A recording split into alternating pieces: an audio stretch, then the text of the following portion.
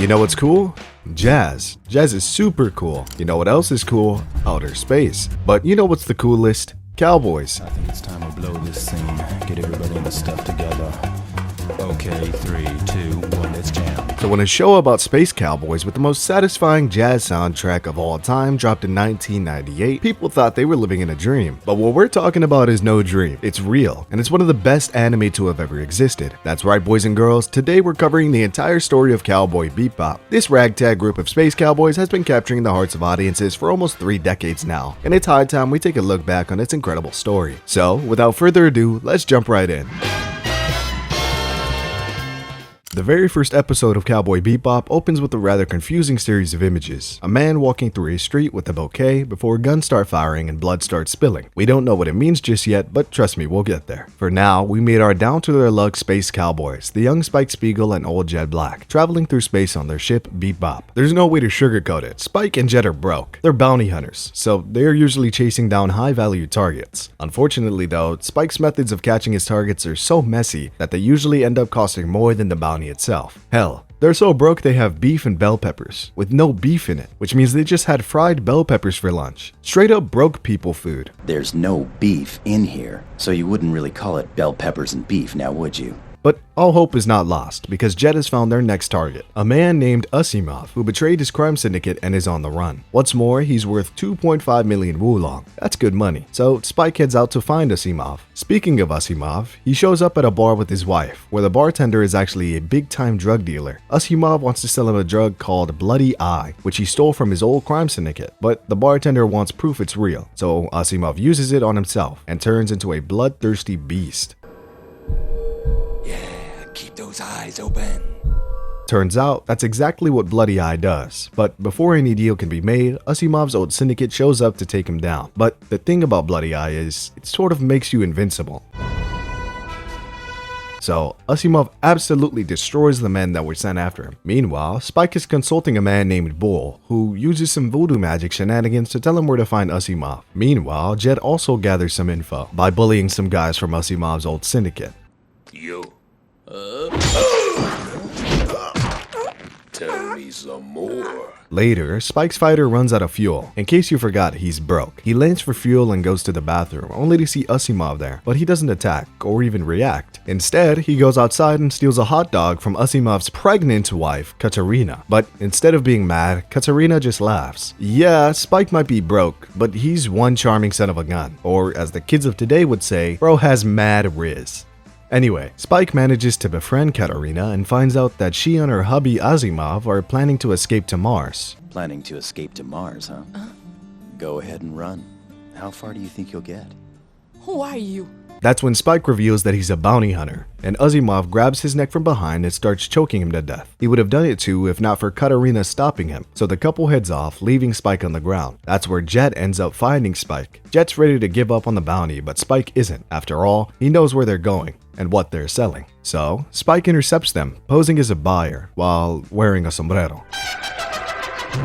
Yeah, Cowboy Bebop is just weird and awesome like that. Anyways, Spike reveals his true self and begins to fight Asimov. Turns out, all those years of bounty hunting did pay off, because Spike is an absolute badass. He kung fu kicks the hell out of Asimov, beating him black and blue. Spike would have captured him then and there, but that's when both the police and Asimov's old crime buddies show up, and they are all after him. Katarina gets hit in the scuffle, and we realize she wasn't really pregnant. She was just housing the whole stash of Bloody Eye in her belly. As Asimov and Katarina make a run for it, she realizes her husband has lost his mind to the drugs, and they can't escape. So she shoots him before getting gunned down by the police, as Spike watches the whole thing close up. Yikes. And so, with their bounty hunt failing, Spike and Jet Black go back to their usual pattern, sharing cigarettes and having beef and bell peppers, with no beef in it of course. Episode 2 kicks off with a man named Abdul Hakim being chased by some scientists who he takes out in the blink of an eye. Meanwhile, Spike and Jet are watching Big Shot, a show that gives out information to bounty hunters, and they learn about Abdul Hakim. First today is this hombre, Abdul Hakim, a notorious serial pet thief. He's a pet thief, and he's worth 8 million. So when a cosmetic doctor they know calls them with info on Hakeem, they decide to hunt him down. Unfortunately, all the doctor can do is tell them Hakeem had plastic surgery and is on the run. Meanwhile, Hakeem picks a fight at a bar, which gives a thief the opportunity to steal and book it with his briefcase. But the thief is pretty disappointed. Turns out the loot is just a dog. Spike tracks Hakeem down to Mars, where the thief tries selling the dog at a pet store. There, he gets caught by Spike, who thinks the petty thief is Hakeem. I can't blame him. After all, he has no idea what Hakeem looks like post-plastic surgery. It looks like both Spike and the thief are out of luck. The dog is just a normal Welsh corgi, so Spike gives up until Hakeem and the scientists show up and start chasing after the dog. The scientists get stopped by the locals while Spike corners Hakeem and they fight. You're worth a barrel full of oolongs yourself, my friend. That's when the corgi jumps on a boat and both Spike and Hakeem jump after it. Hakeem ends up on a boat and gets away, while Spike gets stuck with the dog. Jet then puts a collar on the dog and says it's worthless. We then cut to the scientists who reveal that it's not worthless after all. The dog is actually a data dog and has a lot of useful info on it. Spike and Jet are clueless to this data dog business, but they know Hakeem cares about it, so they use the dog to lure him out. But their plan goes sideways when the scientists blow a dog whistle, which makes all the dogs in the area chase them down, including the data dog. Hakeem notices it too, so both he and Spike start chasing down the data dog. Hakeem steals a car from a newly married couple and gets the data dog, while Spike and the scientists chase him down. The data dog then messes up Hakeem's car and jumps out of it, falling off a bridge. Spike really wants the 8 million bounty on Hakeem's head, but decides to save the dog instead. Meanwhile, Hakeem and the scientists crash into a police station and they all get arrested. Later, Spike and Jet see Hakeem being arrested on Big Shot, as well as how valuable the data dog is. But Spike and Jet can't sell it, so they name it Ein and it becomes the newest member of their crew. See you till next time! Episode 3 opens up with us being introduced to a new character, Faye Valentine. There's 3 things you should know about Faye. 1. She's drop dead gorgeous. 2. She's drop you dead dangerous. And 3. She's desperately in debt. Because of that last thing, she gets captured by a man named Gordon, who owns a casino. Gordon gives Faye a choice. She works for him and gets her debts paid off, or he hands her over to the police. Seeing as it's not much of a choice, Faye agrees to work for him. Meanwhile, Spike and Jet head over to a casino. Yup, the same one. While Jet is making big bucks at the slot machines, Spike heads over to a blackjack table, where Faye is the dealer. Now, Faye's job, that Gordon gave her, is simple. Play a game of blackjack with her contact, beat him, take the last chip from him, and hand the chip over to Gordon. Put that chip in my hands and all those ugly debts of yours will disappear. He's the one. Unfortunately, Faye confuses Spike for her contact, and she beats him at blackjack, only for Spike to head off with his last chip instead of giving it to her. Things get even worse when Spike bumps into Faye's real target, and they accidentally switch their chips. Faye goes after Spike and asks for the chip, but he has no idea what she's talking about, so he just swallows it. Damn, dude. That's when Gordon's men show up after Spike and a fight breaks out. Jet shows up to back Spike up while Faye uses a remote control to bring her spaceship inside, and she makes a run for it, only for Jet and Spike to hitch a ride with her instead. Gordon catches the real target, but no luck, cause Spike is the one with the chip, and Gordon wants it back now. Back in the Bebop, Spike and Jet handcuff Faye, asking her what she wants with the chip. She tells them it's important, so Jet analyzes it and figures out what it is. A key that can unlock anything. Jet and Spike then realize that Faye has a 6 million bounty on her head, so they decide to hand her over to the cops, until they're cornered by Gordon's massive ship. He demands the chip back, so Jet agrees to give it to him for a price. 30 million to be exact. I'll go easy on you. Make it 30 million. Cheap for a magic key, huh? Gordon agrees and the deal is on, or so it seems. While Spike goes to hand over the chip and collect the money, Faye escapes her handcuffs and makes her way out of the Bebop. Gordon tries double-crossing Spike, which everyone saw coming, but Spike survives the attack. That's when Faye shows up on her ship and takes the briefcase with the 30 million in it. Jet saves Spike while Faye's insane flying skills send Gordon's missiles right back at him.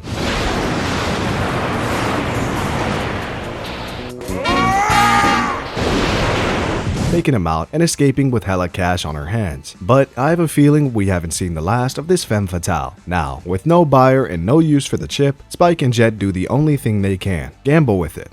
Episode 4 opens with Faye. Looks like I was right. She's stuck in space because she blew all the money she stole in the last episode, and she's out of fuel. She wants to get to a place named Ganymede and keeps asking passerbys for some fuel. Naturally, they all reject her. Speaking of Ganymede, Spike and Jet are already there hunting a target named Morgan. Unfortunately, he gets gunned down right in front of their eyes by a woman and her lackeys. Turns out, the lady is an environmental extremist named Twinkle Maria Murdoch, who leads a group called the Space Warriors. Simply put, the Space Warriors are environmental terrorists who preach their message in the most violent way possible. Lucky for Spike and Jet, Maria herself is worth 25 million wulong, so they whisk her away hoping to get that sweet bounty. Meanwhile, Faye sees a broken spaceship and heads over to see if there are any survivors. Inside the ship, a dying man gives her something, saying to hand it over to the ISSP and to not open it under any circumstances. So, Faye gets back to her ship and immediately opens it, only to find a crystal-like container being held by the case. Meanwhile, the Space Warriors hold the Ganymede government hostage by threatening them all with the virus that they had made. It's called monkey business, and it turns any human that comes in contact with it into a monkey. Cool as if you ask me. Their threat makes the Ganymede government revoke the bounty, so Spike and Jet can't cash the reward. I told you were wasting your time. You must feel very foolish. Might as well let me go. You've lost. That's when they stumble upon Faye and lock her up again. Maria then sees the crystal container Faye got from the ISSP man and immediately recognizes it. It's a sample of the monkey business virus. But Faye, Spike, and Jet don't know this. Only Maria knows, and she sure as hell isn't going to tell them about it. So, with the bounty gone, Spike and Jet have no choice but to let Maria go. Spike and Jet hand Maria over to the Space Warriors, and she immediately starts doing evil stuff. Shocker. She says humans have done way too much damage to the ecosystem and that she has no choice but to unleash the monkey business virus on Ganymede so she can make an example of them. The bad news is she's about to turn an entire planet of people into apes. The good news is the bounty on her head is back on, so Spike gets in his fighter and goes after her. Meanwhile, Faye escapes from her handcuffs again and fills up her ship's fuel tank. She's one slippery mama. Desperate for the prize, Spike chases Maria and her goons into hyperspace, but when he makes it to the missile with the virus, it splits into 3. Spike takes 2 of them out, but the third one zooms past him.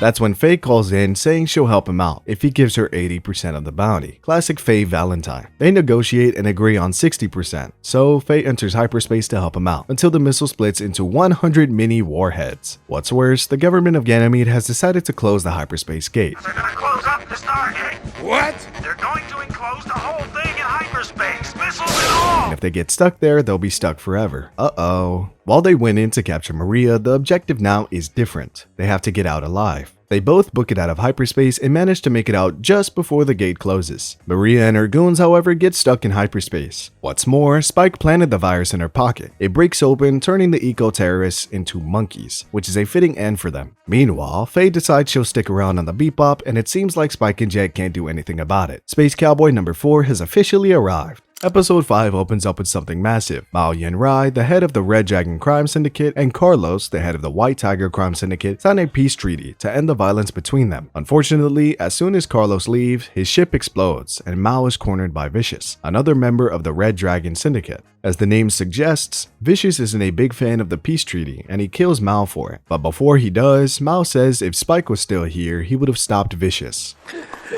If Spike were here, you would never have done this. Looks like Spike has some history with the Red Dragons. Speaking of Spike, he and Jet see that Mao has a 28 million wulong bounty on his head. Jet knows Spike has some history with them, but Spike never told him what it was, just like Jet never told Spike what happened to his arm. The two may be partners, but Cowboy sure don't like talking about their past. Despite Jet's efforts to stop him, Spike goes after Mao. Faye tries to get Jet to tell her what's going on, but he shuts her down. That's when Jet gets a call from some massive development, but Faye's the one who takes the call. Looks like she's gonna get involved after all. Using the info she got, Faye infiltrates an opera theater to track down Mao and get the bounty for herself, and ends up getting captured. Meanwhile, Spike meets up with an old friend named Annie to get some information on what actually happened to Mao. Back with Faye, she sees Mao, or what's left of him. That's when she meets Vicious, and it looks like he's one intimidating son of a gun. Annie tries convincing Spike to not go after Vicious, but he's made up his mind. But just don't get tangled up with Vicious anymore, right? Why am I talking to you? It's useless.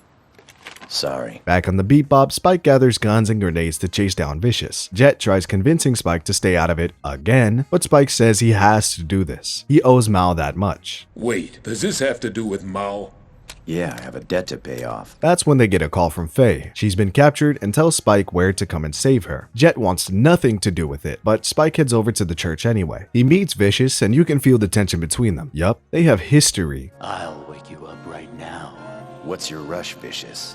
After all, it's been a long time. Spike calls Vicious a coward for killing the man who saved his life, but Vicious says Mao has lost his edge. That's why he's dead. That's when one of Vicious's men shows up and has a gun to Faye's head and tells Spike to drop his gun. But giving up isn't really Spike's style, so he shoots the guy right between the eyes. Cool as hell. Vicious's men then start unloading on Spike, but he dodges and takes them all out one by one. He makes his way up the stairs where he takes down another one of the goons, but gets shot in the process. While Faye calls Jet and asks for help, an injured Spike ends up in a 1v1 with Vicious. He shoots Vicious and Vicious stabs him. Vicious throws him out the window, but Spike leaves a little parting gift, a grenade. As he falls out of the window, we see flashbacks of Spike's troubled past, his partnerships with Vicious, shots of a woman, lots of guns, and lots of blood. As the church explodes, Spike closes his eyes. He sees a dream of the woman again. Just like that. Sing for me, please. Before he wakes up back in the Bebop covered in bandages. As soon as he wakes up, he insults Faye and she smacks him. Yup, looks like Spike is gonna be A-okay. Episode 6 opens up with Spike waking up from a nightmare where he's getting operated on by a lot of doctors. This guy has some serious trauma. Meanwhile, Faye eats Ein's dog food right in front of him, which is both mean and disgusting. Back with Spike and Jet, they are chasing after a target named Giraffe, who is worth 3 million wulong. They see a fellow bounty hunter called Fatty there as well, so Jet distracts him while Spike chases after Giraffe. Meanwhile, Giraffe makes his way to a hotel room and confronts a man in a wheelchair along with a kid. Spike makes it just in time to see Giraffe explode out of a window and saves him from falling 20 stories. But it's no use. Giraffe has already been shot. But before he dies, Giraffe gives Spike a ring and asks Spike to help him. He needs help now. Help him. This stone. Spike tries keeping him alive, but it's no use. He bites the dust, leaving Spike with a mystery instead of a bounty. Great. Jet analyzes the ring and the pair decide they are going to do something about it. After Jet gets some info from Fatty, Spike chases down the man in the wheelchair who he thinks is the villain. But back on the Bebop, Faye and Jet realize that the kid has been around for over 30 years and he looks the exact same. Spike realizes this too when he gets shot by the kid. Turns out it's not the old man, but the kid who's the mastermind. Little twerp like you sticks his neck out too far, he'll get it cut off, understand? Basically, he used to be a normal kid on Earth back when traveling in space was fairly new. One day, a hyperspace gate exploded, and while it wiped out his family, it gave him immortality. Now, the kid doesn't age, and he can't die either. He demands Spike hand over the stone Giraffe gave him, and when Spike refuses, a shootout begins. Spike manages to get his gun and shoots the kid in the head, but when he goes to see the body, it's gone. The kid actually is immortal. After that, Spike takes Zebra, the man in the wheelchair, back to the Bebop. Both he and Jet think Zebra's dead, but when Faye discovers he's alive, they hook him up to a machine to see his memories. There, they see Giraffe threatening the kid with the stone, saying it has the power to age him. I have it now. I can do you in with this. This stone has the power to return time to you. So, Jet makes a bullet out of the stone, which Spike plans to shoot the kid with. Speaking of the kid, he hijacks a taxi and tries to make a break for it. Unfortunately for him, Spike spots him in his fighter and shoots the taxi, causing a massive explosion, which the kid brushes off like it's nothing. They then stand face to face and the kid misses his shots at Spike, so Spike shoots him with the special bullet, and it works. The kid starts aging instantly until he's a withering corpse. But in his last moments, he's not angry, he's happy. He's been alive for a long time, and he can finally die now. I can finally die at last. I feel so heavy. He takes his last breath before he crosses over to the other side. Damn. Episode 7 starts with us being introduced to a woman who goes by the name VT. She's an interstellar trucker who's known for her insane speeds and for her love for heavy metal. After all, her nickname is the Heavy Metal Queen. At her regular bar, VT sees some bounty hunters harassing a waitress. Since when is it a bounty hunter's job to chase after a woman's butt instead of chasing after money? So she starts kicking their asses. Spike is in the same bar trying to recover from a deadly hangover and joins VT in beating them up. Meanwhile, Faye is hunting a man named Dakar and she finds him. At least, that's what she thinks. Turns out, she was wrong, and the real Dakar makes a run for it. As Spike and VT clear out the thugs, Faye almost catches up to Dakar, but he damages her ship and gets away. Back at the bar, VT expresses her hate for bounty hunters. You think so? I know so. Human beings are just a price tag to them. They live by gambling on other people's lives. Before she treats Spike to a drink. Yeah, this is gonna get awkward in about 5 minutes. As Spike talks to VT, some old dudes come in and challenge her. You see, VT isn't her real name. Shocking, I know. So, everyone who knows her is trying to guess her real name, and she keeps winning money off them. But all that fun goes to hell when she realizes Spike is a bounty hunter and instantly loses all respect for him. But when Spike's fighter gets vandalized, both he and Faye need a ride. So VT begrudgingly drops them off at the Bebop. They all then talk about Decker, and surprisingly, VT's kinda curious about him. So she uses her connections to get info on Decker's whereabouts. She ends up finding him at the Linus Mines and tells Spike before she goes on to chase him. Spike and Faye make it there to see VT barely making it out of the mine following a huge explosion. Decker, on the other hand, was not so lucky. He died in the explosion. They then realize they need to get Decker's cargo out of there, otherwise the explosion will destroy the asteroid. And when they get trapped inside the mine, Spike risks his life to get them out.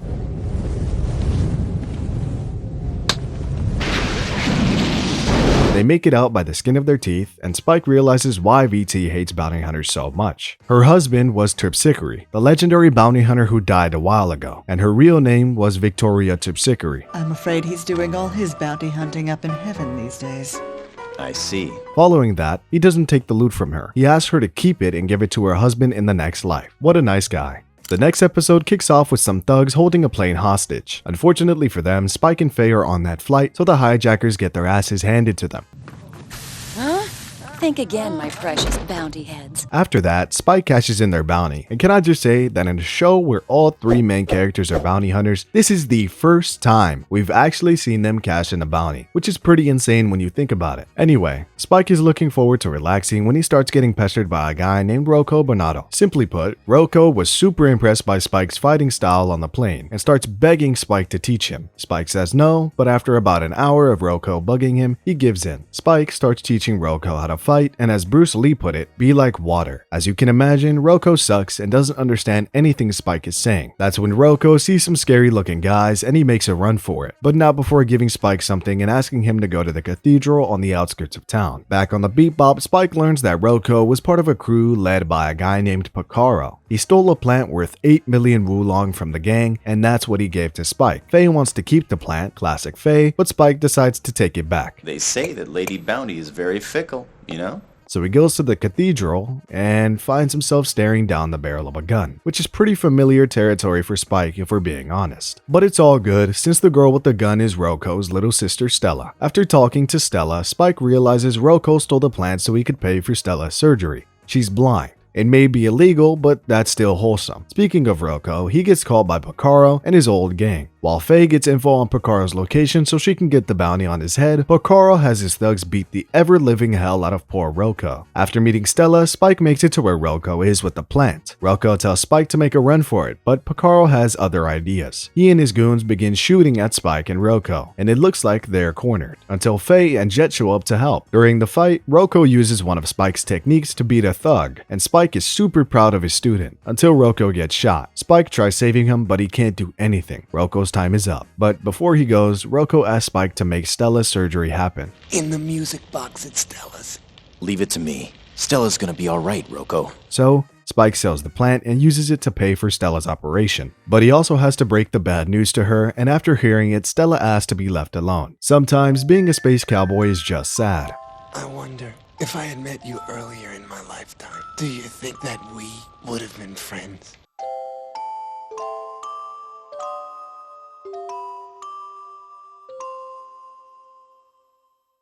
Episode 9 starts with a lonely AI satellite blasting lasers on what used to be South America and drawing various images of animals. We then see a kid named Edward for the very first time as he hacks into a hyperspace gateway and is super happy when he sees the Bebop heading to Earth. Back on the Bebop, life is simple, and with everyone doing their thing, until they hear about the 8 million wulong bounty behind whoever did the images on Earth, Spike decides he's not going, which means this is a Faye and Jet only mission. Later, the police arrive to ask Ed about the satellite and whether Ed's the one behind it. So Edward does the reasonable thing. He hacks into the police's ship and flies it around like a toy and crashes it. This kid is straight up unhinged, and I love it. The next day, Jet and Faye head out to crack the satellite mystery, while Edward hacks into the Bebop and realizes they are looking for whoever's behind the images. So Ed gets the satellite access codes and realizes no one has hacked into it. It's doing everything by itself. Don't let the 2001 A Space Odyssey reference slip by you. Edward then starts talking to the AI and names it MPU. I know! What if I call you MPU? Why? Basically, MPU is making those images because it misses how lively Earth used to be, which is kinda tragic. Ed then hacks into the Bebop and tells them their target is actually a satellite and how to take it out, on one condition. But then I'd want a favor in return. A favor? Yeah, we can talk about that later. Now cut to the chase, what do you know? Spike makes his way over to the MPU, but their plan fails, so Faye has to play decoy for him while he makes it to the satellite. As he plugs into MPU, Ed tells MPU his real plan. He's gonna copy MPU and hand the copy over to the police, while MPU himself can come be friends with Ed. The way he'll never be lonely again. MPU agrees, and Spike and Jet hand over the copy of MPU to the police, only to be scammed out of the bounty. But while they lost the bounty, they did gain something, because Edward's condition for helping them was simple. She gets to be the fourth member of their ragtag space crew. Oh, did I not mention Ed was a girl? Episode 10 opens up with Jet looking at a pocket watch and being lost deep in thought. Spike and Faye tease him, saying he was thinking of a woman. You weren't thinking of some sweet thing from your past, were you? Someone who cried over you, huh? And they are right. He was thinking about a woman named Alyssa, who he clearly has an emotional past with. We learn from Donnelly, an old friend of Jet's, that he used to be a cop, and that same friend tells Jet where Alyssa is these days. So he goes to pay her a visit, while Spike, Ed, and Faye collect their second bounty of the show before relaxing. Meanwhile, Jet makes it to La Fine, the bar Alyssa owns, and meets Rint and Alyssa. Rint is her new boyfriend, which sucks for Jet. Still, Jet smiles and catches up with Alyssa. Rint's my boyfriend. And how about you? You must be married. No, just wandering around with some weirdos. Back on the Bebop, Donnelly calls and tells Spike about a new bounty target that is wanted for murder. It's Rint. Oh boy, this is gonna get messy. Spike heads out and calls Jet to tell him about Rint, but Jet's too busy catching up with Alyssa. We learn that Alyssa left him a pocket watch as a farewell gift when she left him, and her leaving is what made Jet go down the road to being a bounty hunter. Jet isn't mad at Alyssa, he just wants to know why she left. I didn't come here to blame you. I just wanted to know why you disappeared like that. But Alyssa says that story is from a long time ago and she's forgotten it. With that, she says goodbye. Now that's just cold. While Spike starts his search for Rint, Jet leaves La Fine. Rint has a mental breakdown thinking Jet was there to capture him. So Alyssa says they should leave the place immediately to keep Rint safe. They try escaping on a speedboat, but Spike sees them, so the chase begins. During the chase, Spike runs into Jet and tells him about the bounty. Seeing this, Jet tells Spike he'll handle this himself. I smell drama. Jet gives Alyssa and Rint a chance to stop peacefully, and they obviously say hell no. So Jet goes after them with a heartbreakingly beautiful soundtrack in the background.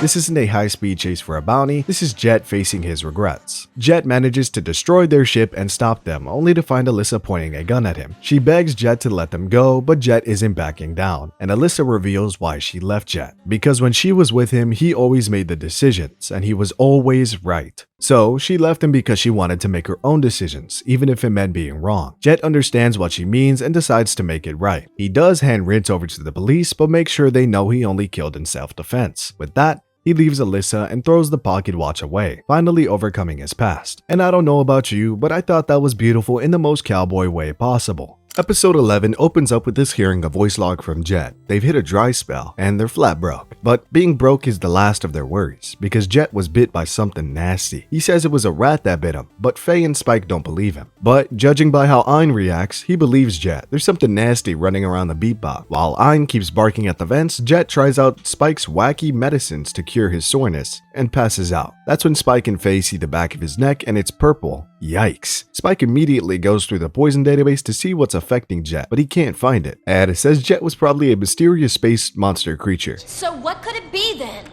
Well, it's a mystery space creature!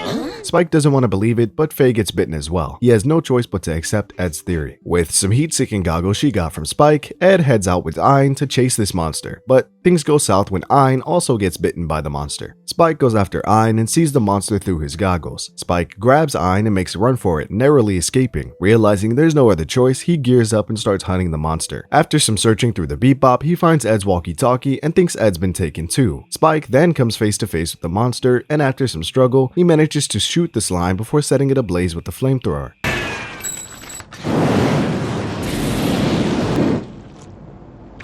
That was intense. Now, starving from all the work he did, Spike says he's gonna eat something, and that's when it hits him. A year ago, he caught a real lobster and hid it in the fridge in the back of the ship, and forgot about it. He goes to check the fridge and sees there's a whole ass ecosystem inside. That's where the monster came from, so Spike decides to get rid of the fridge. The only downsides is he gets bitten by the monster too, and he passes out. Ah, it's great.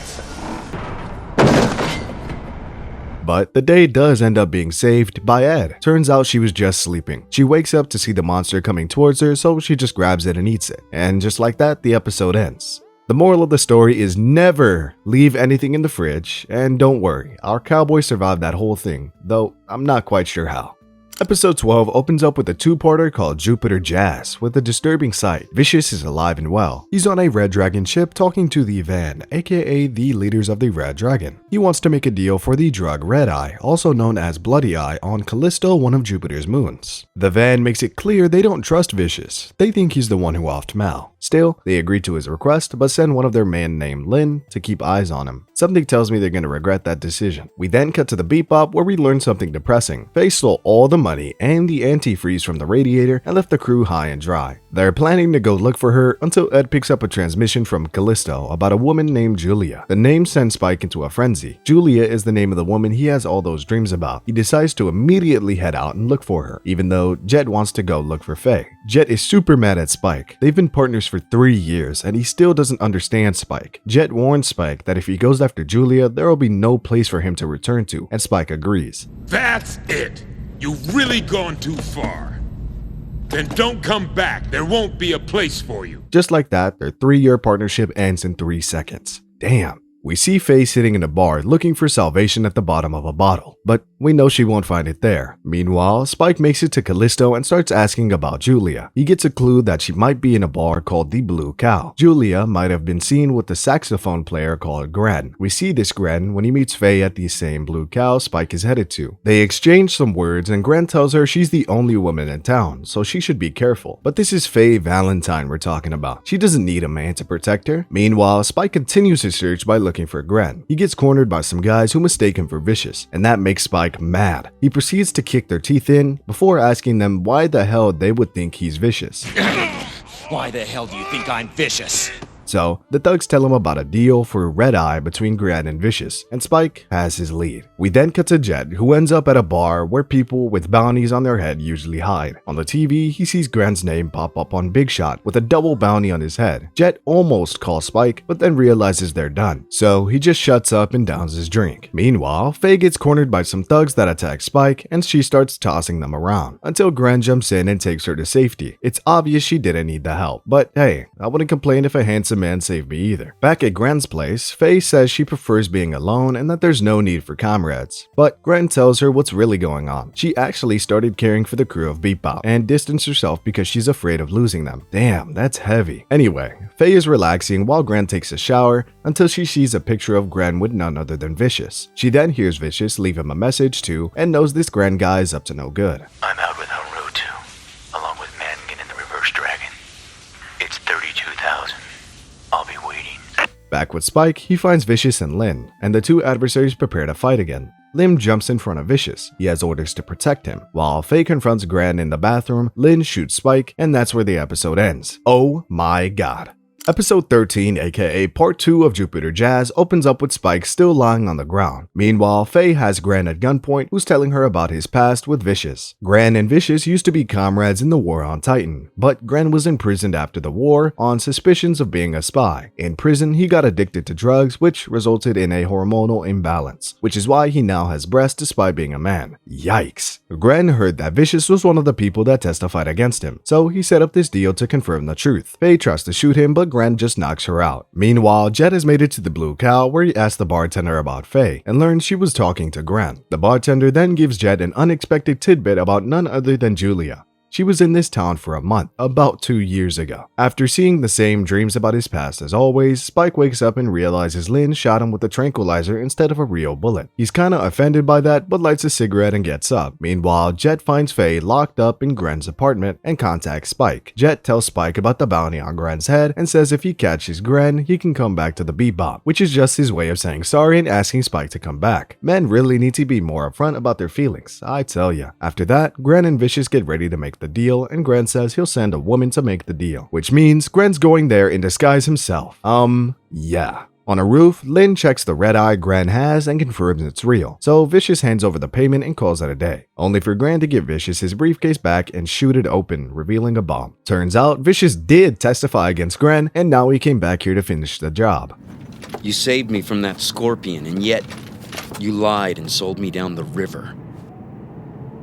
Gren starts shooting at Vicious and Lynn sacrifices himself to save him. Vicious tries getting away with the red eye in his plane, but Spike and Gren are hot on his tail. Vicious manages to take Gren's plane out, but that's when his own plane explodes. Gren hit a bomb in the red eye. Still, Vicious manages to get back on the Red Dragon mothership. I can't wait for this guy to end up in a ditch. With Vicious gone, Spike makes his way to Gren's crashed ship and asks him about Julia, but Gren has no idea where she is now, and he's coughing up blood. Spike tries getting him an ambulance, but Gren has other plans. He wants to fly back to Titan. Spike says he won't make it there, but Gren knows that. He thinks his dying on the way there is the best way he can go out. So, Spike tows Gren's ship into space and he sends him on his way. Even though he didn't get the bounty, Jet welcomes Spike back anyways. After all, that's what family is for. Episode 14 starts as most episodes do, with the Cowboys failing to get any useful info on a certain target. What they do manage to get is a clue, a king chess piece. Meanwhile, the Gate Corporation are getting complaints about robberies happening in the gates. They know about this and have put a 12 million Wulong bounty on the mastermind, which is exactly who the Bebop crew is trying to find. Despite planning to work separately, the crew agrees to work together on this one. After all, 12 million Wulong is easily split 3 ways. Together, they deduce that the mastermind has to be someone who has history with the gates, since they'd have to know where to pull off these insane robberies. Meanwhile, Ed figures out that the chess pieces they brought back can be used to play an online game of chess, and she begins playing a game. While she's playing, Jet goes to a Gate Corporation and asks them about any former employees that loved chess. You Gate guys know exactly what I'm talking about. You put a bounty out on some mastermind who may not even exist. They clearly know what Jet's talking about, but they tell him to leave and mind his own business. But this is Jet we're talking about. He planted a bug in their office, and after listening to them, he gets a name. Unbelievable. Chess Master Hex. Chess Master Hex, huh? Their target is Chess Master Hex. Jet tells Spike that name, who does some research and finds out that this Chess Master guy was one of the people that worked on the very first hyperspace gate. But he showed concerns about the safety of the gates. He wasn't convinced they were ready to be used yet, and judging by the hyperspace gate that we learned exploded, he was right. But still, because of his vocal doubts, he was banned from Gate Corporation and hasn't been heard of in 50 years. Now, not only is he attacking the gate's credibility, but he's also playing a game of chess with Ed. Yup, that's who Ed's been playing with. So, using Ed's game, they track down Chessmaster's location. While Spike and Faye head inside to catch the Chessmaster, a fellow bounty hunter named Jonathan attacks the Bebop, saying he has personal business with the Chessmaster. Uh-oh. Spike and Faye make their way to the Chessmaster's lair. However, instead of brutal guards and elaborate traps, all they see on their way there is trash, drunkards, and hippies. Faye, Spike, and Jonathan make their way to the Chessmaster's room, only to find he's gone senile now. Well, could you be just a little quieter, please? Huh? He doesn't remember a thing about the past and can only play chess now. Jonathan lost his savings to the Chessmaster's scheme, and he starts tweaking when he realizes he won't get it back, so Spike knocks him out. Back at the Gate Corp, Jet reveals that the robberies were planned by the Chessmaster 50 years ago. By the time they happened, he'd already gone senile. In exchange for the information on the hyperspace gates originally being defected, Jet only has one demand. They leave the Chessmaster alone. After all, Ed would be sad if she lost her chess partner. Speaking of Ed, her match with the Chessmaster Hex lasts a whole week, but in the end, the Hex prevails, and he closes his eyes after one last victory. Gosh damn. The next episode kicks off with a strange scene, Faye being put into a cryogenic chamber, but this scene is from the past and we'll get back to it. Back in the present, while Jet heads off to capture a bounty he doesn't really want to go through with, Ein wakes Faye up from a bad dream. While cleaning his litter, Faye says Ein reminds him of someone from her past. Whitney Haggis Matsumoto. I wonder why I suddenly thought of him out of the blue like that.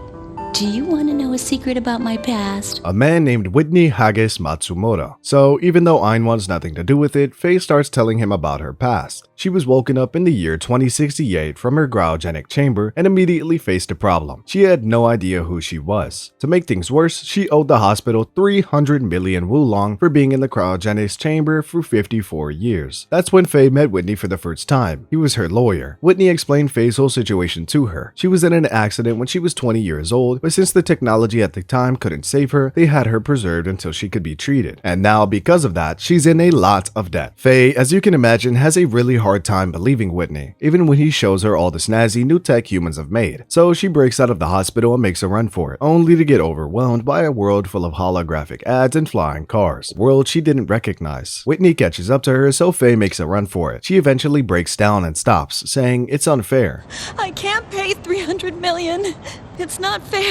She didn't choose to be brought back to life, and she sure as shit can't cough up 300 million. But Whitney says he'll help her with the debt, and who knows, she might even get her money back one day. This kindness leads to Faye and Whitney's friendship and eventual romance, and it's really heartwarming. This Whitney guy is alright. Unfortunately, their fantasy is abruptly stopped when the collection agency shows up to capture Faye for not paying her debts. They manage to shake the agency, and Whitney says Faye should make a run for it while he distracts them, telling her to go to the doctors. But when Faye starts running, she hears a crash and sees an explosion. Whitney didn't make it. Now devastated, Faye goes to the doctor and he tells her that Whitney left Faye all his assets, so Faye accepts them, only to find out his assets were just all of his debts. Oh, come on. And that's how Faye Valentine ended up on the run with 10 lifetimes worth of debt. And yeah, while she was telling this to Ain, Spike was in the bathroom listening to the whole thing. After that, Jet comes back with his bounty, and wouldn't you know it, it's Whitney, who's alive and well, though he has put on some pounds. Faye sees him and is furious. Whitney Haggis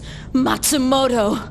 Yeah, long time no see. She tells Jet and Spike she needs some alone time with him and demands an explanation from him, but Whitney just says he needed a fresh start. He owns up to his fault, saying it was good to see Faye one last time before he goes to jail. So when the police show up to collect Whitney, Faye does the most Faye Valentine thing ever and steals Whitney. She tells Jet and Spike she deserves to decide what happens to him before she flies off with him. I have some history to work out with this guy, so I claim first rights to him and to the bounty that's on his head. Gosh damn it, Faye. Faye tries booking it, but Spike is hot on her tail with his fighter. After bullets go back and forth, Faye's ship takes a hit and stops. Faye asks Whitney for the truth, and that's when the police ship that came to get Whitney contacts them. Inside are the doctor and the nurse that took Faye out of her cryogenic sleep. They were in cahoots with Whitney from the very start. They then tell Faye the truth. Her data was lost in the hyperspace gate explosion all those years ago. As a result, they know nothing about her past, so Faye decides to hand Whitney over to the police and collect the bounty. A whopping 19,800 wulong. But hey, at least she gets some closure. Well, there is one part that's true. That I fell in love with you while you were sleeping. I fell in love with Sleeping Beauty. Episode 16 starts on a prison transport ship where the death row inmates have broken out. Two of them, Tunkin and Uday, are standing over the body of some dead guards. While Tunkin is happy they've broken out, you can tell Uday has some ulterior motives. This guy just looks evil. Back on the Bebop, Faye tells Jet he got a call from a man named Fad, and the name immediately sends Jet into a state of shock. What's that? Did you say Fad? As he's getting up to leave, Faye asks him why he doesn't get his arm reconstructed. I mean, they could afford it, but Jet snaps back at her. It's clearly a touchy subject for the old guy. Back on the transport ship, an escaped prisoner named Dig is leading the escaped convicts and makes the brilliant decision of killing the driver of the ship, getting rid of their only leverage. So Uday steps up and slices Dig's throat, which reminds Tunkin of why Uday is there. He used to be an assassin for the Red Dragon. Oh boy. You!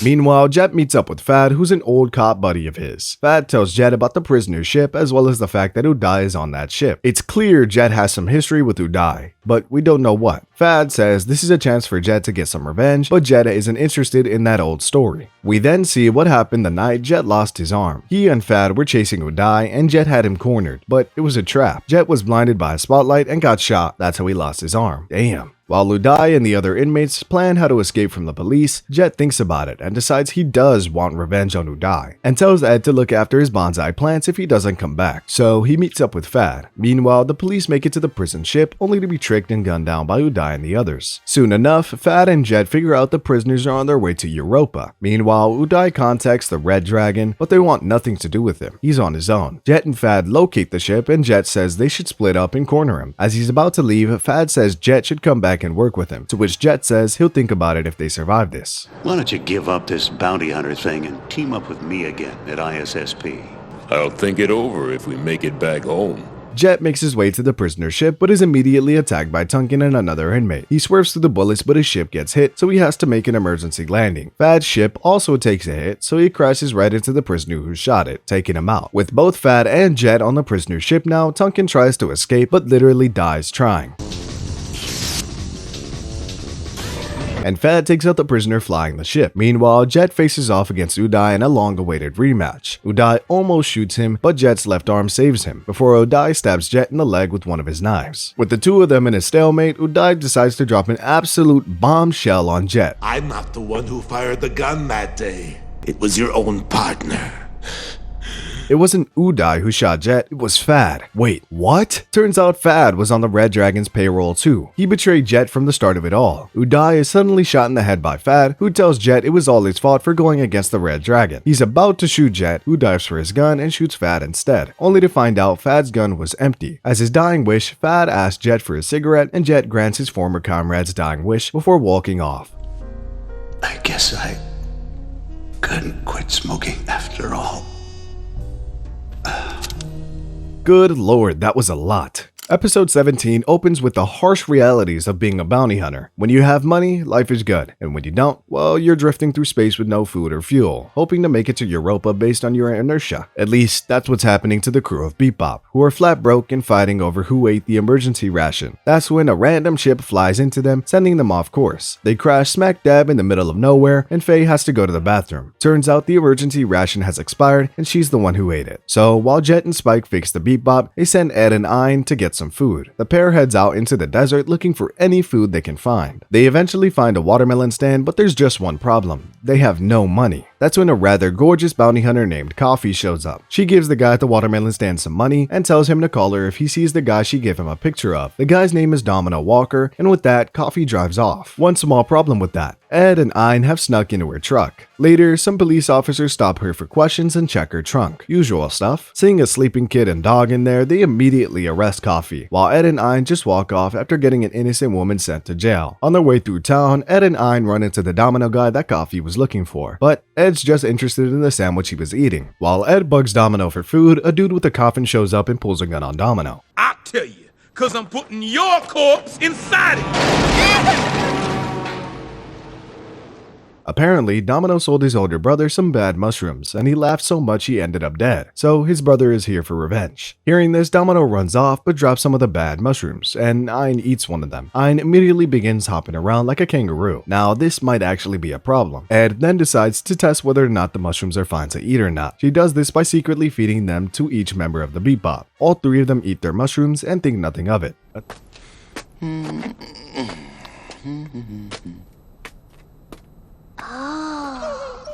Until it kicks in. Spikey's climbing up the never-ending stairway to heaven, Faye is swimming through an ocean full of fish, and Jet is talking to his bonsai trees. Seeing them, Ed decides the mushrooms really are inedible and doesn't eat them. Ed then sees Domino pop up on Big Shot and decides she's gonna catch him. After all, money equals food. Somehow, I'm not worried about Ed. I think she's gonna do just fine. While Coffee is being interrogated by the police, she sees Ed zooming by the police station and decides to chase after her. The coffin guy from earlier also sees Ed while he's having ice cream, and he goes after Ed too. Ed and Ein track down Domino. Turns out he was the guy who hit the Bebop at the start of the episode, and he's growing his mushrooms inside of his ship. Ed and Ein start going after him, with Coffee and the coffin guy going after Domino too. The high-speed chase ends up on a train where Coffee and the coffin guy get into an accident and are wiped out from the chase. Ed and Ein, however, manage to catch Domino. Ed plans to hand him over to the police, but Domino convinces her to take his mushrooms instead. They're worth 100k each. Ed agrees, only for the Bebop crew to find out they are just regular shiitake mushrooms. Still, at least they have something to eat, even if it's just mushrooms. Episode 18 starts off as a rather uneventful day for the Bebop crew. Jet and Ed do laundry, Spike is fishing, and Faye gambles and loses at the horse tracks. When she gets back, Jet gives her a package that arrived in her name, and Faye runs away. Huh? The thing is, Faye has made a lot of enemies over the years, so she's just making sure that the package isn't a bomb or anything. With Faye gone, Spike opens the package to find a video cassette. Except since it's the year 2071, Spike and Jet have no idea what it is. Luckily for Jet, he knows someone who will want it. Spike and Jet take the cassette to a collector of old artifacts and asks if he wants to buy it. The collector says that depends what's the tape about. So he plays it and the three of them see Faye. Unfortunately, the tape goes bad before they can recognize her and Spike kicks the crap out of the deck. The tape is messed up! While Faye is still gambling, this time on dogs, Spike and Jet decide to go to an old Asia on Earth to discover just what the tape is about. Oh, and Faye is actually winning at the dog races. Looks like her luck might be turning around. Ed calls Faye and tells her they are headed to Earth. As Spike and Jet head out to find the deck they are going to play the tape on, they track it to an underground floor in an abandoned building and start making their way down the broken elevator shaft. Emphasis on broken, because it almost falls on their heads. Yeesh, is looking at the tape really that important? It must be, because Spike and Jet keep trudging their way towards the deck, avoiding death a couple more times before they finally make it there. Or rather decks, since they don't know exactly which one will work. They take the biggest one, and to no one's surprise, they took the wrong one. Disappointed by their failed expedition, Spike and Jet sit there in silence. Faye calls Ed to get an update on their situation and decides to head back to the Bebop. That's when another package arrives for Faye and Spike opens it up before Jet can return it. Lucky for them, it's a deck they can watch the tape on. Ed loads it up, but Jet says Faye has to pay if she wants to watch it, so she watches in secret while the tape plays. On the tape, they see a video recorded by Faye and her friends from when she was in high school. The purpose of the tape is simple, sending their future selves a message. Faye sees the message her younger self sent, asking her current self to do her best, full of hope and happiness. Let's go! Don't lose! Don't lose me! Do your best! Do your best! As Faye watches on with tears in her eyes, the message ends with young Faye saying that no matter what happens, she'll always be cheering for old Faye. Man, who knew a show about space cowboys was gonna make me cry like a baby? I am here today, and I'll always be cheering for you, right here. Cheering for you, my only self. Episode 19 opens with Spike stranded on a desert on Earth with his ship broken down. It needs repairs, and the only person that can make them is the one who made it, a man named Duhan. Meanwhile, Jet and Faye are trying to lure some space pirates in so they can collect the bounty on their heads, and Faye is not having a good time as the bait. Back with Spike, and Duhan finally comes to pick him up, at least that's what he thinks. Apparently, Duhan was too busy to give Spike a ride, so he sent his assistant Miles instead. All you need to know about Miles is that he talks way too much. They make it to Duhan's workshop where Duhan basically ignores Spike and starts working on his ship. Talk about a warm welcome, sheesh. While that's happening, Jet and Faye finally find and corner their pirates. Things go well until pirates hack into their ships and make them go haywire. With no control over their ships, Faye and Jet have no choice but to look at the pirates as they fly off with their bait. That went well. Meanwhile, Duhan and Miles are working on Spike's ship, and Duhan gets really mad at Miles for not listening to his instructions, so he chews him out and tells him to leave. Spike sees this and laughs, saying Duhan hasn't changed a bit. You haven't changed, huh? You're gonna chase off another assistant if you keep that up. Well, maybe I'm just like old Swordfish there, Spike, my boy. I'm just trying to make a point. Duhan says the same to Spike, telling him that his ship is gonna straight up abandon him if he keeps flying it so recklessly. That's when Spike calls Faye, while Duhan gets the parts he ordered from a man named Reggie. During both of their conversations, they realize that Reggie got the parts he's selling from the same pirates that just bamboozled Faye and Jet. Now isn't that something? Back on the Bebop, while Spike's ship is all fixed up, they decide to go after the pirates again. Jet has a plan to counter being hacked by the pirates. Here's the plan. We'll surprise them with our own secret weapon. Talking through satellite radio. Yep, that's his whole plan. Faye and Spike head out to catch the pirates. Spike is chasing them through Earth's orbit. He does his best to avoid their virus harpoons, but ends up getting hit by one of them. The pirates are stoked until one of their harpoons hits them. Now their ship has the virus, and they have no idea how to fix it. Jet tries rescuing Spike, but the asteroid belt stops him. As the pirates get destroyed by the same asteroid Spike is trying to avoid, Miles hears Spike and Jet on the radio and immediately runs to tell Duhan. Seeing no escape, Spike tells Jet he's got some booze hiding behind the fridge and lights a cigarette. Spike thinks it's over, so he just accepts it. In his words, whatever happens, happens. That's when Spike hears a familiar voice on the radio. It's Duhan. How about I rendezvous and tow you back in exchange for the whiskey? I heard the conversation.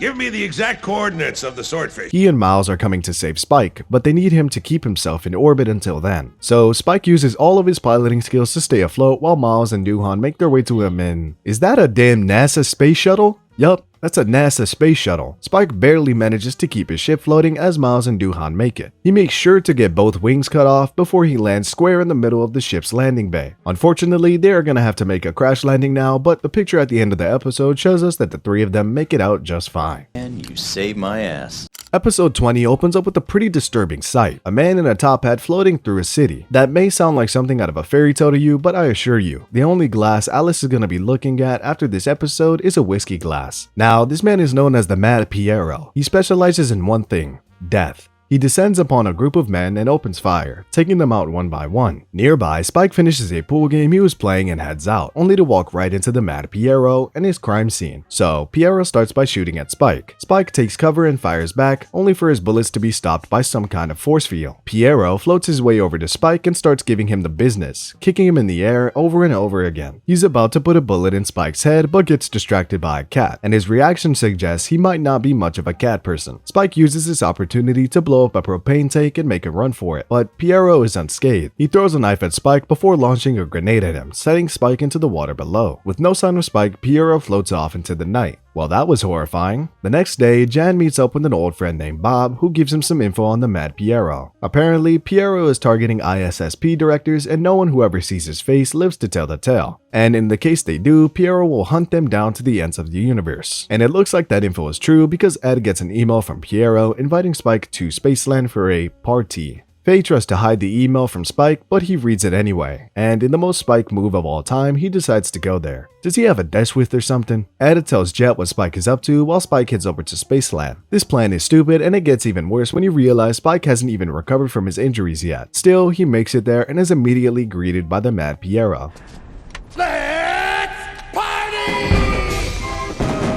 The theme here is simple. Piero is hunting down Spike through an active amusement park in the middle of the night, and it's just as scary as it sounds. Spike might have come here for revenge, but there's only one objective on his mind now: survive. He dodges bullets, bombs, and penguin slides, all in an effort to stay alive. Hell, he even punches up a dog animatronic. I get the feeling Spike would hate Five Nights at Freddy's. Meanwhile, Jet asks Ed to access the secret file on Mad Piero the ISSP are hiding, but Ed can't seem to hack into it. Back with Spike after he survives yet another explosion, he ends up on a roller coaster. That turns out to have been a mistake because Piero pulls him onto the track before blowing it up, sending him into the pool below them. Spike is 0-2 versus water. He needs to start playing some offense. Meanwhile, Ed finally cracks into the file and finds out that Piero was created by the ISSP themselves. They wanted to create the ultimate killing machine, and they did. Terrified of what they made, they tried locking him up, only for him to break out and start picking off the people responsible. What's more, his mind is constantly regressing. He's essentially a child with superpowers. Spike crawls his way out of the water, only for Piero to continue his onslaught. That's when Faye shows up to help and immediately gets her ship destroyed.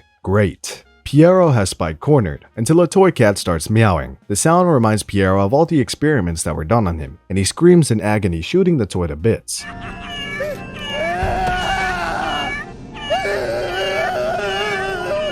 Spike and Piero face each other in a Mexican standoff, and a shining light gives Spike the chance to throw the same knife that Piero hit him with right back at Piero. Piero shoots but only hits Spike's shoulder. Now injured for the first time, Piero has a complete breakdown and starts crying before he's crushed by a gigantic animatronic, bringing Spike's nightmare to an end. Man, that was intense. Episode 21 kicks off with Jet tracking down an old acquaintance of his on Mars named Pal Puzy, one of the 3 masters of Feng Shui on Mars. Jet recently got a pretty cryptic message from Pal, but when he gets there, all he sees is Pal's grave. He doesn't have much time to mourn though, because a young girl pulls him behind the grave as 2 men start shooting at them. They make their escape on a train before jumping into some water below, and Jet is just confused. Later, on the Bebop, the crew discovers that the young lady is Pal's daughter, Pal Mafa, who's all grown up. While it makes no sense to Jet, Mafa understands what it means. Pal was telling Jet the location of the Sunstone. What's the Sunstone? I guess we'll just have to find out. So, despite the fact that he has no obligation to, Jet helps out Mafa. They spend time looking around the city searching for clues, but in the most calm and chill way possible. It's almost like a father and daughter spending time together. Mafa mentions as much, but Jet isn't ready to accept the father title. He's just 36, so Big Brother is much better. Wait a minute. First of all, I'm not old enough to be your father, all right? Why, if anything, I could be your boyfriend. No, wait, that would be bad. Eventually, they make it to the roof where Mafa uses Feng Shui to deduce that this place is exactly where the Sunstone is. Still waiting on an explanation for what it is, but I'm happy they found it. Mafaa tracks the sunstone to the mouth of a statue and pulls it out. That's when Jet notices the two guys from the start of the episode following them. So Jet lures them into a bar, beats their faces in, and asks them why they are following him and Mafaa. The guy says they're from the Blue Snake Syndicate, and that since they couldn't get to Pow, they were ordered to follow the guy he sent his last email to. Jet knocks the bum out, and they head back to the Bebop. There, we finally learn what the Sunstone is, a piece of the moon that broke apart during the hyperspace gate explosion. Mafaa figures out the reason her dad wanted Jet to find the stone. He also had one, and the two stones resonate with each other, which can only mean one thing: Pow is alive. But Meifa isn't happy. She's sad that her dad reached out to Jet and didn't contact her instead. He was also absent for most of her life, and she just wants to know why he was never around, and why the Blue Snake is after him. So Jet tells her, Pow used to be a consultant for the Syndicate, and he started leaking info to Jet so that he could take them down. Pow wanted to get out, but once you're a part of these syndicates, there's really no way of getting out. So Pow kept his distance from Meifa, not because he didn't love her, but because he wanted to protect her. Meifa and the Bebop head into the hyperspace gate where Pow was last seen, but he's not there. That's when the Blue Snake shows up with the unmanned drones gunning for the Bebop. Spike and Faye head out to stop them while Ed figures out what's going on. Jet and Ed have Spike blast the Sunstone with the plasma beam, which opens a wormhole. It takes out the drones while also showing us what's inside.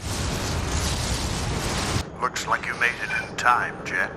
It's Pow. He's alive, but not for long. There's no way to escape, and he's just about out of oxygen. So why did he send that email to Jet? Simple. He wanted Jet to bring his daughter here, so he could see her one last time. Meifa, it's so wonderful to see you one last time. With eyes full of tears, Meifa shares a bittersweet farewell with her father before the wormhole closes, vanishing for good. With that, Meifa heads back to Mars, and the crew goes back to business as usual. If that was me, I'd be crying for a week at least. Episode 22 starts with Spike cornering a serial bomber named Teddy Bomber, real original. And yeah, he also has a pretty nice bounty on his head. After disabling the bomb, Spike punches his teeth in and is prepared to take him in when he's suddenly interrupted by a cowboy? And I don't mean a bounty hunter, I mean an honest-to-God, gun-slinging, horse-riding, hat-wearing cowboy. His name is Andy, and he's here to stop Teddy Bomber. Unfortunately, he thinks Spike is the bomber and he plans to bring him in. The real Teddy Bomber uses this distraction to make a run for it. Spike tries chasing him but gets lassoed by Andy, which gives Teddy the time to set off the other bombs he planted, destroying the building. Having ruined Spike's bounty, Andy just trots off on his horse while Spike lays face down in humiliation. That's basically an average day for Spike at this point. Spike then heads to the Bebop and tells Faye and Jet what happened, and they don't believe him. I mean, who'd believe a cowboy dressed as a cowboy in 2071? If I'm lying, then how the hell do you explain this on my back? Ed comes to the rescue, pulling up Andy's records. Apparently, he comes from a pretty wealthy family and is doing this just for the fun of it. Later that night, the Bebop crew heads over to a masquerade party. They know Teddy Bomber is gonna be there and they're hoping to nab him this time. Spike and Jet find and quarter Teddy, ready to take him in again. So guess who walks out of the elevator? That's right, Andy and his horse. Andy rides over to them and accuses Jet of being the Teddy Bomber. Andy also says he doesn't remember Spike, which infuriates him. Are you brain dead or what? We met each other yesterday. I don't recollect.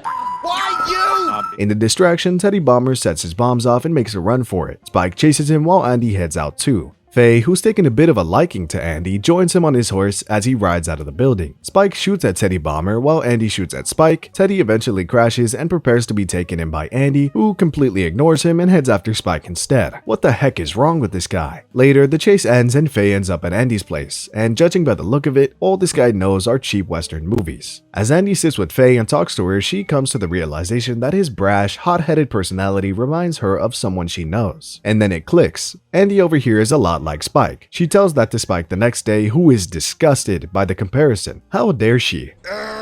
What part of me could be anything like that stupid ass? The part that makes you so damn troublesome. When Ed tells them Teddy Bomber's next target, Faye and Jet both pass on it. Spike, on the other hand, has made like Michael Jordan and taken this personally. He shows up in front of Teddy Bomber but asks him to shut up. He's waiting for Andy. Sure enough, Andy shows up and accuses Spike of ruining his bounty hunts every time. The two are about to fight until Teddy Bomber blows a bomb and makes a run for it. Realizing they need to stop him first, Spike and Andy start running after him. They chase him into an elevator only to find out it's a trap trap. The elevator they're in is set to go to the top floor, where it's going to meet the bombs and blow the pair to smithereens. After some infighting, they barely manage to survive the explosion thanks to Andy's lasso. While Faye knocks Teddy Bomber out, Andy and Spike make it back to the top of the building to face off once and for all. The fight between the two cowboys begins, but it's more of a meme than anything else, with Andy using Tom and Jerry tactics while Spike legitimately tries to kill him. After Spike accidentally collapses part of the building, Andy says Spike is a real cowboy and that he's lost. As of today, Andy will stop being a cowboy. Spike asks him what he'll do next, so he gives Spike his hat and says he'll figure something out. So, what are you gonna do now? I have no doubt I'll find some new career. So Spike heads back to the Bebop bragging about his victory over Andy, but Jet is not impressed. Meanwhile, the episode ends with us seeing what Andy has chosen next. He's a samurai now. This guy's an idiot. I love him. Episode 23 opens with Jet watching the TV, and every channel is talking about the same thing, a new cult named Scratch. You see, Scratch believes in uploading your conscience into machines, escaping your physical body and living forever. Of course, it's an absolute scam, and people are starting to catch on to how shady Scratch really is. This includes the police, who have put a 38 million Wulong bounty on the leader Lons. But it's while watching TV that they discover something shocking. Faye has joined Scratch. With the double motivation of money and saving their comrade, Spike and Jet decide they're going after Faye, Lons, and Scratch. But this is Faye we're talking about. She'd never get tricked into joining a cult. In reality, she's just posing as a member so she can get close to and bring in Lons. That plan looks like it's going sideways, however, because she passes out as she's doing some investigation. Uh-oh. Meanwhile, Spike and Jet decide to do some investigation on Scratch and Lons, but both of them turn up with nothing. This Lons guy is hella mysterious. Also, I want to mention that in this episode, the bounty hunter show Big Shot gets cancelled because of low ratings. RIP Big Shot. Every space cowboy out there owes you a great deal. Anyway, Spike and Jet are ready to give up until they get a call from Faye. She's in trouble. While Spike goes to track down Faye, Jet buys a VR headset and loads up the Scratch program. Inside, he gets a first-hand experience of why people join Scratch, hypnosis and brainwashing. Lucky for him, Ein senses the bad juju and snaps him out of it. Ein then hacks into the program himself and pulls out the truth. There's no such man named Lons, there never was. His entire existence and previous records were all fabricated, and they trace it to a hospice. So, while Spike makes his way to get Faye, Jet and Ed go to the hospice. While Jet comes face to face with Lons, a boy named Ronnie Spangen, who's in a coma controlling everything with his brainwaves. Just when Lons is about to hypnotize Spike too, Ed and Jet manage to disconnect him from the internet, putting an end to his evil schemes. Jet handcuffs the boy as Faye wakes up and the crew is back together again.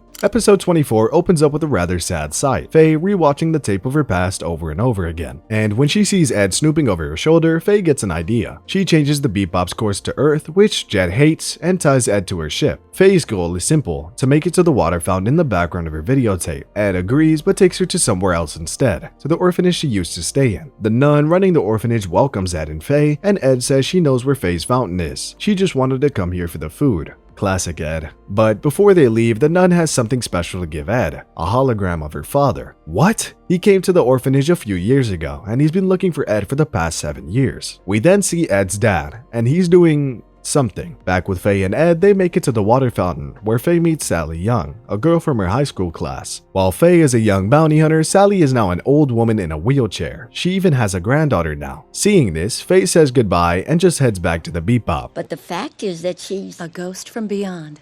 Huh? Goodbye.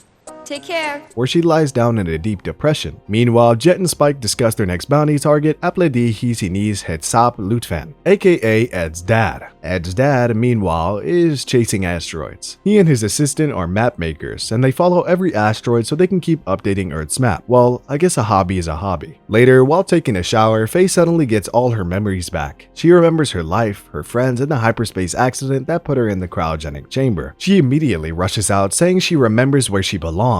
But I finally remember where it is that I belong. You belong. Yes, Ed.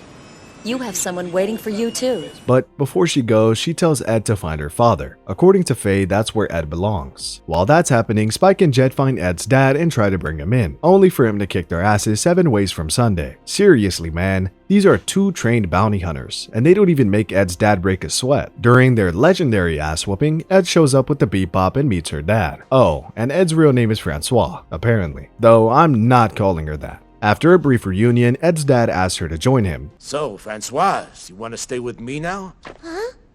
before another meteor falls and he immediately goes after it, completely forgetting Ed. This has to be in the top 10 deadbeat dads of all time list. Meanwhile, Faye decides to head to the place she belongs, only to find it in ruins. The past she has is completely done for, and she's finally accepted that. Back on the Bebop, Spike and Jet find something shocking, a goodbye from Ed. She's decided to head out on her own, and Ein has joined her. And as we approach the end of the show, just like that, the two most lovable characters of the Bebop crew are gone. See you, Space Cowgirl and Dog.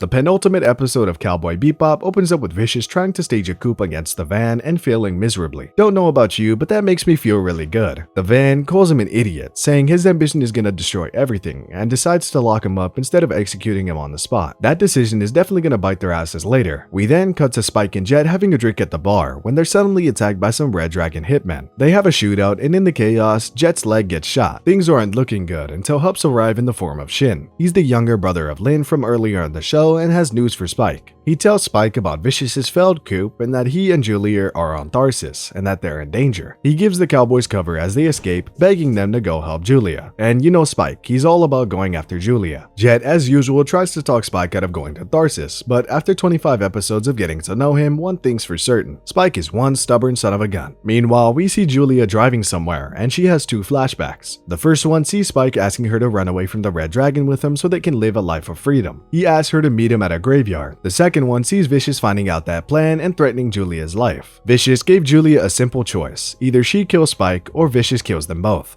Are you gonna kill him? I won't. You're going to do it for me. Either you kill him, or else both of you die. Yikes. We cut to Faye, who's thinking what she should do next. That's when she gets a call from Spike asking her to head over to Tarsus so she can help take care of Jet. But Faye gets mad at him. Why would he just assume she's coming back? But she doesn't get a lot of time to think about it because just then, Julia drives by her while being chased by Red Dragon hitmen. Faye helps Julia take one of their cars out before hopping in with Julia and taking the other one out too. Gorgeous and deadly. That's Faye Valentine. After getting away from their pursuers, Faye and Julia share a cigarette, talking about themselves without giving away any important details. Julia then drives Faye back to her ship and the pair exchange names. But before she goes, out of nowhere, Julia asks Faye to tell Spike she'll be waiting. Spike will know what she means by that. Faye tries to ask how the hell Julia knows her, but she just drives off. Tell him that I'll keep waiting. But why? See you later, Faye Valentine.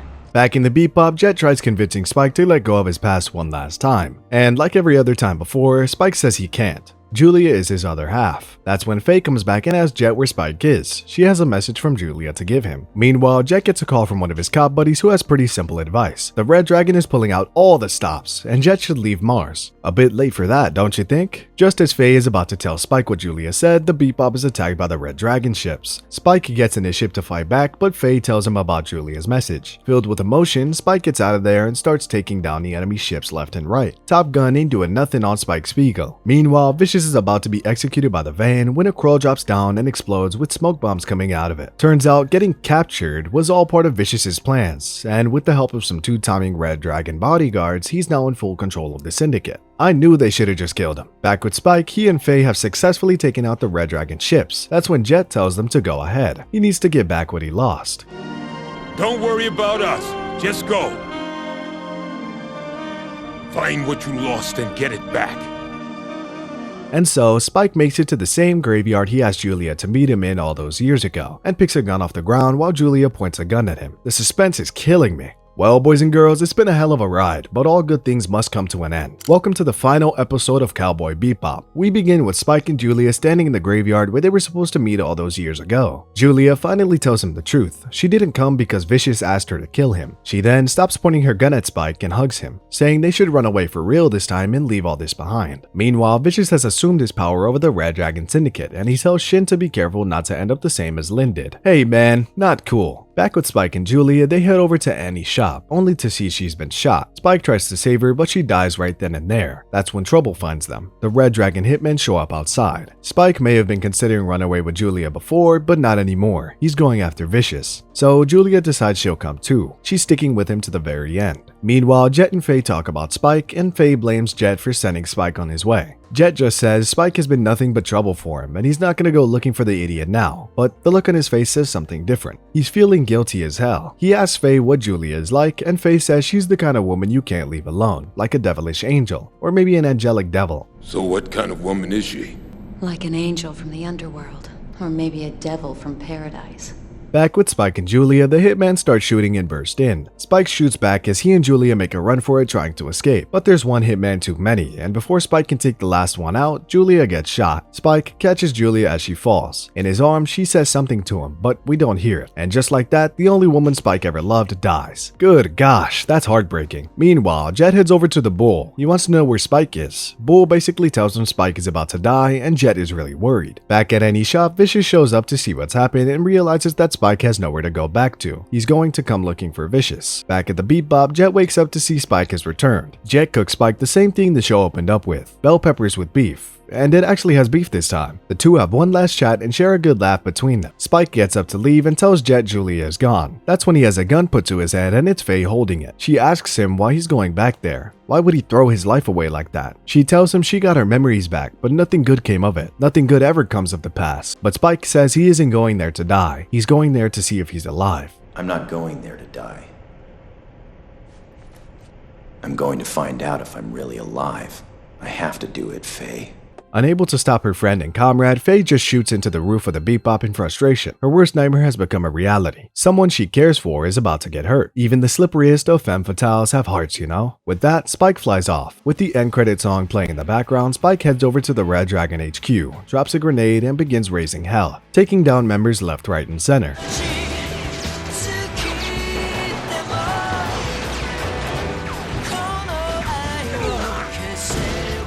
He makes his way up the elevator, chucking another grenade, dodging more bullets, and shooting his way through. He gets shot in the arm, but with some help from Shin, he manages to make his way forward, until Shin gets shot. Before he dies, he asks just one thing of Spike: take down Vicious. Bloodied, battered, and full of emotion, Spike finally makes it to Vicious. The time is here. One final showdown between old comrades and eternal enemies. The fight begins and it's neck and neck. After some back and forth, Vicious ends up with Spike's gun and Spike ends up with his sword. They both agree to decide this right now and give each other their weapons back for one final exchange. Vicious slices at Spike and Spike shoots Vicious. Unfortunately for Vicious, you're not supposed to bring a sword to a gunfight, and he drops dead. But Spike isn't in much better shape. He makes his way out of the room, bathed in sunlight. With his last breath, Spike looks directly at the camera, makes a finger gun, and says bang before dropping down. People say he died, but I beg to differ. The way I see it, Spike Spiegel has finally got what he's always wanted: freedom. The end credits roll with Yoko Kanno's hauntingly beautiful track Blue playing in the background, capping off this incredible anime in the perfect way. The series ends with a shot of Spike's face before the show tells us exactly what's gonna happen to people like Spike, who try to escape their past. It's simple, they're gonna carry that weight.